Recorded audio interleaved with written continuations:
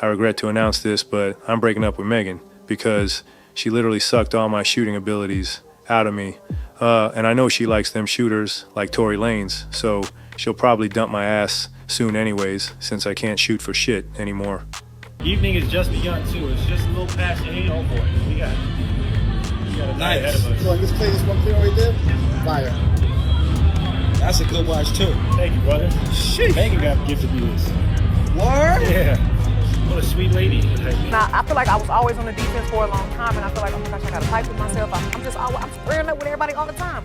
But like right now, I feel like, you know what? I am so sure of myself, and I'm so relaxed. I am very much a soft girl. Like, I am. And you a wear it woman. so I am well. feminine. Yeah. So Yes.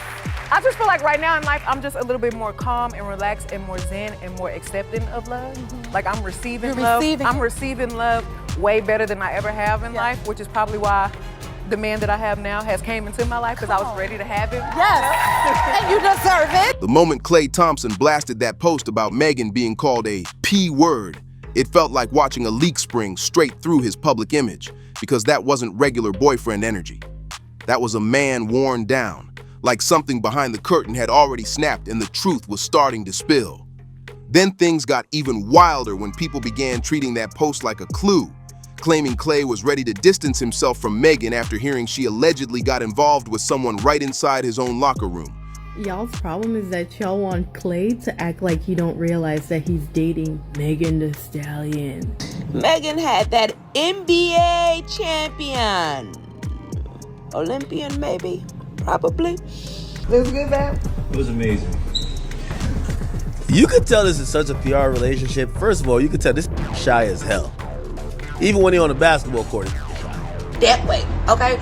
Because if I be the ass, I be the ass. And that's when the whole 304 chatter about her came roaring back into the conversation.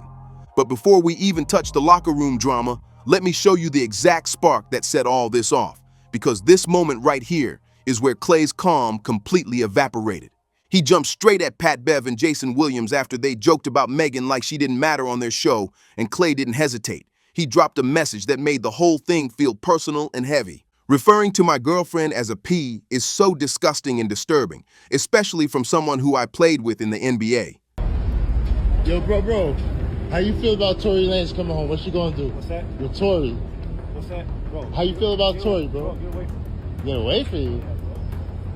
Are you scary, bro?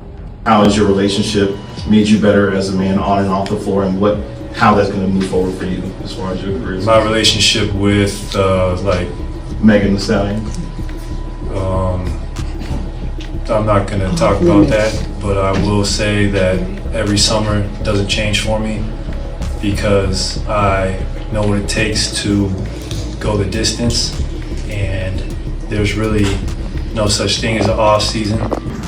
Her last relationship was over a year ago, which is definitely a very good amount of time to have moved the hell on. Moving fast. Like, who else do y'all expect her to date? Y'all acting like she should walk around dating the average Joe Schmo. And let me, where's the other video? I just played it.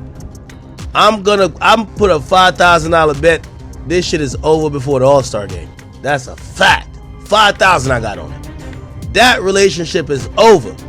Listen, Klay. You see this right here? You see this right here, Klay? She was just drinking champagne. You ain't see her off the Henny yet. Remember I told you. She drinking champagne. You see how she started getting a little loud? You ain't see her off the Henny yet, gang. Trust me. I promise you, gang. I promise you. When she's off the Henny, Jesus take the wheel. Trust. How would you feel if I referred to your wives in such a way? Pat, do better, fellas. And that tone wasn't sweet or protective. It sounded like someone trying to keep a story from spinning out of control, especially since people quickly noticed strange gaps around their red carpet debut at the Pete and Thomas Foundation Gala. They looked picture perfect on camera, matching black fits, kissing for the photos like a power couple. But the timing of that whole moment is what everybody slept on, because that detail changed everything. If I be the ass, I be the ass. I ain't be the ass no more, because I know it quickly snitch on you and send you to jail. I know that. That's what I know now. So ladies, if you hitting on that, you need to stop. Because if the laws ask him, did you hit him? He gonna say yes. Roses for my boo. I'm sorry I was late, babe. Damn it. I'm sorry. I thought I timed it well. Sorry. There's no excuse. I think he genuinely likes her, and they're both an Aquarius, so they match each other's weird. But also I think his more quiet and reserved side complements her outgoingness. And I actually think that they'll last for a long time. Truthfully, all this man cares about is basketball and being out on his boat. Other people are realizing just how dorky this man is. Meghan later said, "This is my first relationship where I have ever been with somebody who's genuinely a nice person, and he makes me genuinely happy. I just never dated somebody like him before, and I'm just grateful that he's here by my side and he feels the same way about me." And Klay was right there beside her, hand on her waist like they were locked in for life. But here's the twist. Around that same week, people in NBA circles were allegedly whispering that Klay had already pulled back from Meghan behind closed doors. Not publicly, just on the low. And fans didn't notice the shift until after this exact moment hit the internet. So let me rewind it for you and show the real spark that made the rumor spread like wildfire, because this is where the story flipped. Thompson and Meghan Thee Stallion. Who's Klay Thompson, though? He plays basketball. He was in the Warriors. He's one of the greatest shooters of all time. He's now on the Dallas Mavericks. Really? And he's with Meghan Thee Stallion. 6 weeks. I'm gonna say nothing. I'm not gonna say nothing. What did it surprise you? Come on. I don't know. Listen, man. She got shot for that. That might be last for a long time. 6 weeks ain't nothing. So you got shot, so you gotta give her some credit, right? You gotta give her a little credit that he might got some staying power with that. That's expensive. Did you see the watch she bought that nigga $300? Man, what kind of gift you gotta buy back if she give you a $300,000 watch?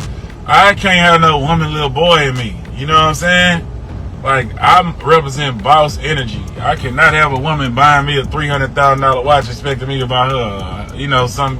And for him to say I'm out of my prime, like, come on, Klay, like, come on. He said that? Yeah. How many? It only takes one pussy to drag a battleship across the desert. That's how powerful it is. So, most wars it got something to, you know what I'm saying? Klay Thompson, I ain't saying that's what it is, but that might be what it is. Klay got hit with a question about Tory Lanez since folks kept dragging that situation back into Meghan's world, and he shut it down quickly. But the switch in his energy wasn't anger. It looked more like embarrassment, like he didn't want to be dragged into her old chaos. And when you line that up with the next clip he dropped publicly, the one where he admitted he was late picking her up and had no excuse, the whole thing started looking way more complicated than fans ever realized. People thought the moment was adorable, but athletes online started roasting him, calling him soft, saying he looked whipped, even joking that he was moving like her driver just because she was sitting in the back seat. But here's the part most people never heard. The teammate she allegedly got involved with wasn't some random guy. It was somebody Klay actually trusted, and that detail is what made everything spin in a whole different direction. Klay's whole vibe toward Meghan shifted the exact moment that locker room rumor began circulating. And the wild thing is, it wasn't coming from anonymous fan pages. It was coming from people tied to the Dallas Mavericks, hinting Meghan got a little too close with someone Klay shared a locker room with. And before anyone starts guessing, the name never went public. But insiders kept repeating the same phrase over and over, not a bench warmer, someone he trusted, which made the whole whisper sound way too specific to be some TikTok fantasy. After that, every time Klay got asked about Meghan, his answers came out clipped and cold, like he was trying to pull away without blowing the whole thing up in public. Just look at how tense he got when reporters asked about their relationship. That wasn't a man protecting his privacy. That looked like straight discomfort, like he couldn't wait for the topic to change. You could hear the strain in his voice, and the moment that really made everyone side-eye the situation was Meghan posting that they bought a house together. That IG dump went everywhere, but the wild part was what came next. People instantly noticed Klay didn't react to the house news at all. No repost, no comment, not even a quick like, and that's when NBA players allegedly started messaging each other saying things like, "Hey bro, he might be trying to slide out quietly." The rumor got even louder when fans uncovered something else. Meghan had Klay saved in her phone as husband, which sounded cute on the surface, but when you match the timing, that was the same period insiders claimed the teammate situation went down. So on one side, you had Meghan treating the relationship like full-on forever mode, dropping my man, my man, my man, my baby nonstop, acting like they were locked in for life. But on the other side, Klay was back on the court looking tense, irritated, and straight drained. And that's when Pat Bev and Jason Williams decided to jump into the mess by disrespecting Meghan publicly, calling her P-word like she was some joke. Instead of letting it slide, Klay snapped, and that's why so many people think the rumor was real. He reacted like someone already dealing with private disrespect who just couldn't take another hit in front of the world. But that wasn't even the real start of the trouble. Once retired players and media people started running their mouths, the whole situation blew up 10 times bigger, and the one who turned it into a circus was Mr. Shaquille O'Neal. And he's been eyeing Meghan for a minute, so of course he jumped in loud. Shaq said straight up that Klay and Meghan wouldn't even last 6 weeks, and Mike Tyson cracked up right beside him saying, "Who's Klay Thompson? She got shot for that pee. You gotta give us some credit." And the whole room erupted. But the thing is, Shaq wasn't just cracking jokes. He was basically predicting the exact type of chaos Klay is stuck in right now. But the next person who joined the conversation is the one who really twisted this whole story into a brand new direction.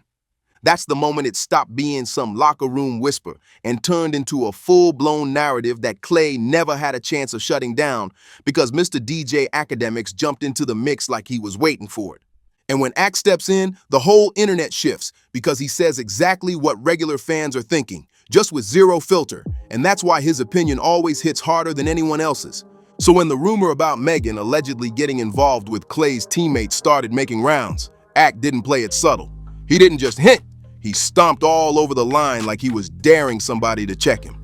He called the whole relationship a PR setup, said Klay acted scared of her, and even broke down that viral clip of her cooking for him, saying the vibe felt strange from the very beginning, like something wasn't genuine. His exact words were basically that Klay looked like he was standing in that kitchen against his will, and then he dropped something way heavier, something that lined up with everything fans were already whispering. He said, "This relationship ain't lasting past All-Star Weekend. The moment she's with, just from champagne, the Hennessy, it's over. Trust." And the way he said it didn't sound like a joke. It sounded like a warning. He was basically implying that Klay couldn't keep up with who Meghan really is once she gets a little liquor in her system behind closed doors. And that comment is what dragged the whole 304 conversation right back into the spotlight. But it didn't come back because of old history. It came back because people started digging up new receipts to justify the label, and the first thing that resurfaced was Meghan's own words from 2015. "If I beat a ninja as I beat a ninja as is beat." That clip exploded across the timeline again, and as people noticed, it didn't come out of nowhere. It popped up right after fans started saying Klay looked emotionally worn out every time her name came up. Then Slim Thugger threw in his 2 cents, and honestly, his take hit Klay's image even harder because he said Meghan gifting Klay a $300,000 AP watch was straight up little boying him.